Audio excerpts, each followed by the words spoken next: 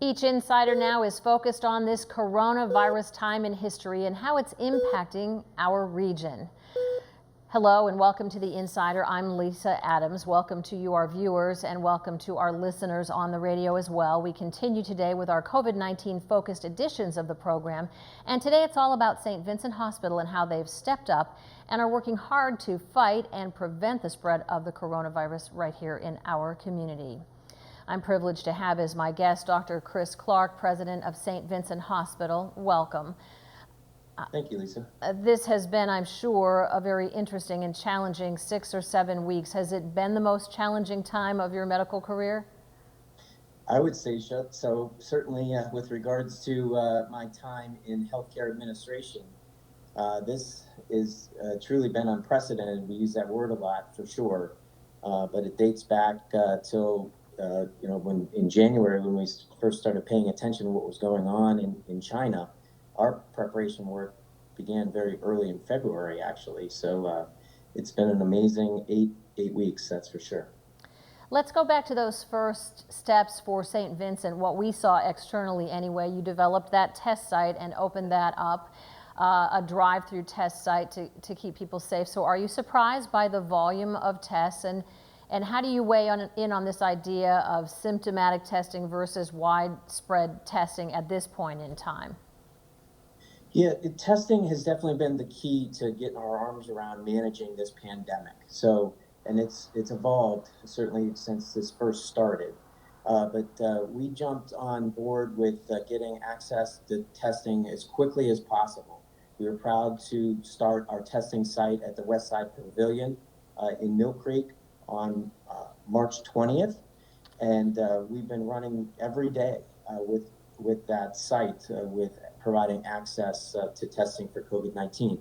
We also do testing at the hospital too. So if somebody presents to our emergency department, we can talk about how we identify as early as possible if somebody is at risk for COVID-19 disease, but we do testing at the hospital as well. But testing has been critically important to identify the incidence of the disease so that we can manage it as effectively as possible. Talk about the day that first presumed COVID positive patient was transported to your hospital. That happened pretty early. Were you and your staff prepared for that? Absolutely, we were prepared for that. That day was actually towards the end of March, so March 27th. And as I said earlier, we began preparing for how to manage COVID disease in early February. So we actually had a tabletop exercise. We worked very closely with our partners at the county, with the health department, and with the pre-hospital team to begin preparation for how we manage COVID patients. So that first patient that was hospitalized at AHN St. Vincent occurred over a month after our preparation work and after we enacted our emergency operations plan back in March as well. Is it hard to get the staff to change their mind, to change their thinking that you can't just walk up to someone's car and say, roll down your window if you're not masked yourself? I mean, early advice was that you didn't need to be masked. Yeah, the use of the mask has evolved for sure, but we've always been on top of trying to identify patients as soon as possible who are at risk, and those were staff that were masked themselves. The people on the front lines that were doing the screening process were always masked.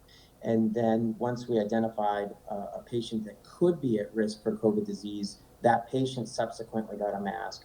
And then from that moment on, occurring right outside our emergency department, they were channeled through a separate area of the emergency department for their evaluation. So we have been completely committed at AHN St. Vincent to protecting our patients and our staff from the spread of this disease.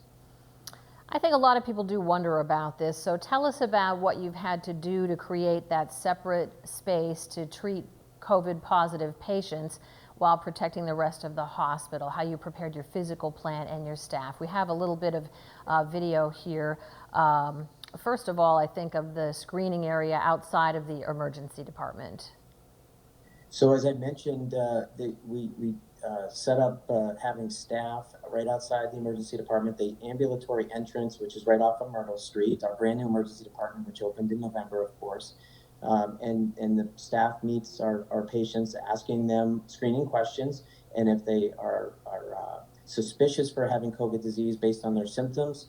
Previously, where they were exposed or where they traveled was really important, but they went through our triage tent and then continued. They didn't spend much time there, but they continued into the emergency department, a separate section of the emergency department where we did our evaluation. Yeah, so now we're looking at, I believe it's the Hardner building, or you're calling it the Hardner Emergency Department. So this is where you have treated the COVID patients. Talk about what goes on there, how you have a separate team devoted to every patient, and then what you've had to do with the airflow as well. Yeah, so as a part of this special section of the emergency department, we created a respiratory isolation area in areas where the air is completely separate from the other part of the emergency department. So again, it's part of our efforts to keep those patients separate from the non-COVID risk patients, which we've continued to take care of, and rightly so. And then we certainly have put a lot of work into the separate areas of the hospital where we can take care of COVID risk or actual COVID patients if they require hospitalization. So we have separate areas within the hospital itself that are completely safe. We have negative pressure rooms, respiratory isolation, and then we have dedicated staff to take care of those patients as well. Yeah, if you didn't work in healthcare, I'm sure you'd never heard about negative pressure rooms until all this developed. So we do have a picture of this big piece of equipment up on the roof. So just briefly explain that to us and what kind of investment this has been for St. Vincent. So it has been an investment. Certainly, we have more than doubled our capability of having negative pressure rooms for patients. So one of our units used to be a typical medical unit of the hospital. That was completely converted to have all negative pressure rooms. And so a negative pressure room essentially has airflow that goes directly outside from that room. It doesn't get into or mix into the rest of the hospital airflow. So for obvious reasons, that's very, very protective of our staff and our other patients. Right, right. So if there is virus or those droplets floating around, they're getting drawn out away from staff, even though the staff is masked, and now patients are masked too. Well, there's so much more to talk about. When we come back, we're going to talk about the emotional side of caring for people with COVID-19 and what St. Vincent is doing to maximize its resources as well. Stay with us.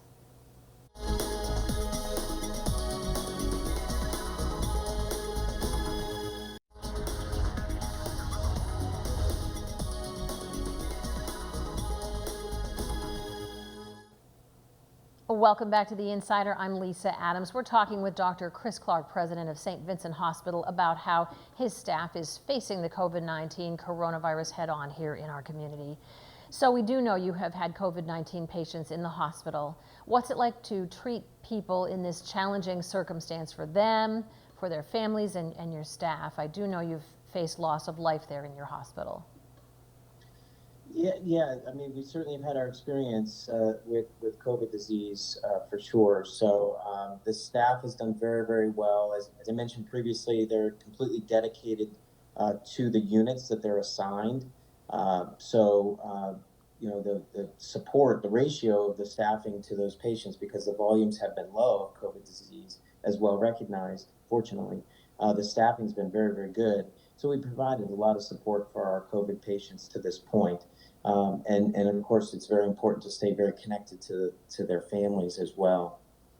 Yeah, how hard is it for families when they're not able to be in there? And I mean, can you just talk broadly? Can you tell when a COVID patient has a chance of recovering and when they don't? I mean, we know that certain people certain populations are much more vulnerable from the get-go. Well, our experience has been very similar to what has been promoted nationally with regards to COVID disease. So the patients who are at greatest risk for complications from COVID disease are older patients and those with coexisting chronic diseases. So that's been our experience as well. And with regards to the family, you know, it's incredibly important. I know everyone's been very respectful and understanding of the restrictions on the visitation policies, but we've made accommodations, including using technology like what we're using right now for this interview, FaceTime and those kinds of platforms are very, very helpful for having patients, not just COVID patients, but even others, to stay connected to their loved ones at home. How concerned are you about a surge? We never really saw a big surge here, although we know the virus has been present. Ventilator shortage is never an issue here, but the research is showing that ventilators maybe were overused to the detriment of some patients. So with regards to a surge, the one comment, couple comments I could make, certainly we think that we've not seen a surge because of the results of social distancing, and credit is given to our government leadership for getting out in front, for Western Pennsylvania in particular, giving us good advice on social distancing. So we've seen less patients as a result of that, certainly. And then it's allowed us time as a hospital to best prepare for a surge. And if there are more patients yet to come with regards to COVID, we are absolutely more prepared right now compared to 8 weeks ago. So with regards to ventilator usage, I know that a lot's still being learned clinically, and certainly it's appropriate for most patients with advanced forms and serious reactions with their respiratory system tied to COVID disease, but it's not for everyone, to your point. And so, we certainly follow the evidence-based guidelines with regards to ventilator usage. Well, we know we're blessed with having a public health department here. Do you feel that the medical systems have had a good voice into that public health department in making decisions about our county, and will you have a voice on what opens and when, or is that really all up to the governor?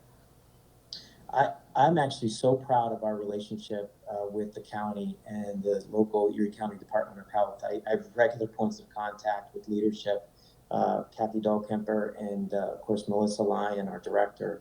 So I think it's a best practice, quite frankly, and I think it contributes to the fact that we're seeing less disease. We're talking about the whole contact tracing process, so that we can prevent the spread collectively as best possible.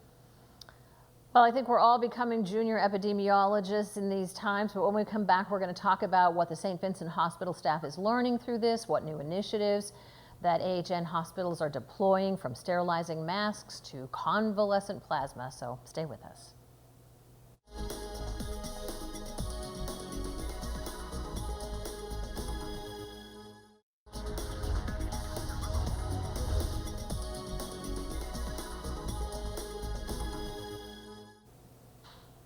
Welcome back again to The Insider. It is all about the fight against COVID-19 today through the lens of St. Vincent Hospital with its president, Dr. Chris Clark. So as I said, the virus is an epidemiology lesson for the world, but let's talk about what your St. Vincent medical staff is learning and what new initiatives that have been deployed system-wide. So I had the privilege of doing a story on the mask sterilization, this idea of using hydrogen peroxide vapor for things that really had been treated as disposable all the time in the medical community. So how cool is this? It is. And this is certainly one of those examples of lessons learned that we didn't necessarily know or incorporate prior to the COVID crisis. So we do re-sterilize N95 masks here, and it's done nationally. And obviously it's in efforts to try to have access, and appropriate access to PPE in the long term.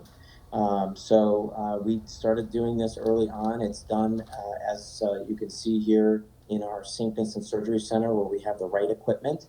And there's chances of getting 2 uses in addition to the original use out of each N95 mask. And St. Vincent had a hand in developing this, or working with Duke University, who had done a study about it. So another reason to be proud of your staff. Now, you have also acquired some N100s. They kind of look like, to me, what we've seen in the Iraq War or something. But who needs to wear those more heavy-duty masks? Can those be sterilized too? And just how brave has your staff been? They've been incredibly brave, for sure. But the N100 masks are, again, another unprecedented approach. They're typically used in more industrial-like situations. But they're completely safe for healthcare use. And they're used by staff that are truly in the front lines. So medical staff, nurses that are taking care of COVID patients in the emergency department, in the operating room, or in the intensive care setting. A respiratory therapist could use them. So they're fitted very similarly to how N95 masks are fitted. And they're used particularly during procedures that COVID patients may be undergoing. And they can be reused as well after they're cleaned after daily use. You know, we've heard so much, wipe your cardboard down, wipe your plastic down, you know, take your clothes off. I mean, what kind of measures are really practical for the typical person versus a hospital worker who's working directly with a COVID positive patient? Should your staff be doing more than we're doing at home, or should everybody be doing these things? Well, yeah, we all have, everybody, whether you're in healthcare or not, have an increased attention towards cleanliness and sanitation. And of course, washing your hands as much as possible, avoiding touching your face. And so it comes down to the basics. But in healthcare, we're extra attentive, certainly in light of what's going on. And of course, now there's universal mask usage that's recommended, even outside the healthcare setting. So we're following the guidance just as everybody else is in the public with regards to this. Just the day before we're recording this program, we told the story about convalescent plasma, a clinical trial here. Saw the person go in and make the first donation of their blood plasma, someone who had been COVID positive and is better now. So talk about this collaboration with UPMC and the Mayo Clinic and AHN. How cool is it to see that cooperation across hospital systems for something as important as this, because this is holding out some promise, I understand. It does have some promise. You know, it's still early on with regards to its effectiveness, but we believe that jumping on board with this right now makes a lot of sense in case it's necessary for use. So it turns out that we have a patient that was able to be a donor, somebody that was tested at AHN St. Vincent. And so we're very glad to have the opportunity to be able to, in the future, near future, provide this for COVID patients if they have advanced disease and if they qualify. And I absolutely am proud of the collaboration of working with UPMC Hammett on this, as well as the Community Blood Bank. So we came together very quickly to follow the guidelines that are set out by the Mayo Clinic and to get this available for COVID patients in northwestern Pennsylvania in the next few weeks. Just real quickly, this week we learned that antibody tests are now available from Quest for people who think, did I have it? Could I have had a non-symptomatic or a slightly symptomatic case? And also we're hearing about promise with vaccines, the research at Oxford with rhesus monkeys. So how encouraged are you by those two developments? Are they going to be important? We think so. The one thing to be careful about is that the presence of having COVID antibodies does not necessarily equate to having immunity for COVID disease. It doesn't mean that it's not possible. It just means that it hasn't been proven yet. So the first step, of course, is to have the availability of the testing. So yes, it is available in this community now to be tested for the COVID antibody. What we want to prove is that it's a neutralizing antibody and that it prevents disease by having its presence. When we come back, we're going to talk about resuming elective procedures at the hospital, how you will reassure patients. Stay with us.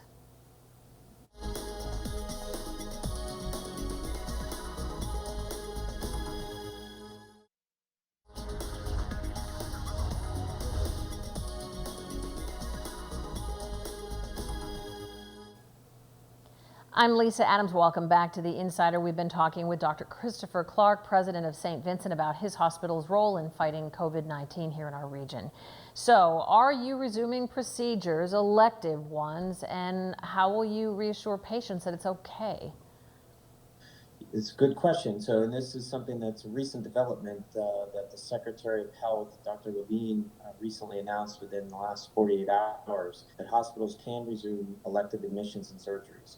So we are going through the process of looking at our backlog of patients, patients, of course, that were postponed over the last 6 to 8 weeks, and we're revisiting those cases, and we're planning to schedule those cases over the next subsequent weeks. So yes, we're getting back to being able to offer appropriate utilization, procedures, and surgeries. But we're going about it in a way to, of course, promote a safe environment. The social distancing practices will still be in effect. We certainly don't want to create any higher risk conditions for our patients. So we have created a very, very safe environment for these future surgeries to occur. Have you had to cut back on your own staff during this time? I know the surgery center has been closed. Will that reopen? And what about visitation policies going forward? So the staffing, we've been very, very fortunate that we've not had to furlough any staff through this crisis. Staff that was working in areas that did not have procedures occurring and so forth were repurposed. We're essentially given new assignments. They worked in the Mass Depot. They worked at the entrances to do the screening. So we're proud of that fact for sure. And everybody came together as a team, as another point to make about that. And in our visitation policy, we're looking at very, very closely. We certainly, again, want to follow social distancing expectations for future utilization. But at the same time, we want to balance that with having our patients have access to their loved ones. So we'll be looking at that and announcing, what changes we can make. But we do want to promote where it's essential for loved ones to be with a family member. We can make that occur in the future. All right, so we're down to about the last minute. We're taking a quick look at how the lobby has changed there. So what keeps you up at night? What do you think the most important thing is you want people to remember here as we inch into the reopening process? So essentially, during this whole process, my concerns, my worries have evolved. When it first started, it was certainly having an onset of patients come in that was above what our typical volumes are. The quote unquote surge that hospitals on the East Coast, like New York City and Philadelphia, have seen. So I don't worry about that as much. Because we've used this time, as I mentioned previously, to best prepare for higher numbers. We're almost out of time, so if you'd tell us what your worry is or what we should remember, and then we'll bring it back another time. I'd say as we get back to near normal life, people need to still be very, very attentive to social distancing, washing their hands, don't touch your face, very, very basic stuff that'll be going on for a very long time. Well, thank you for being out there fighting this on the front line for our community, and thanks to all your staff as well. Thanks for being with us. And thank you in the audience for being with us as well. As always, if you have an idea for The Insider, just email me at ladams@wicu12.com and join us next time for The Insider. Thanks, Dr. Clark. Thank you.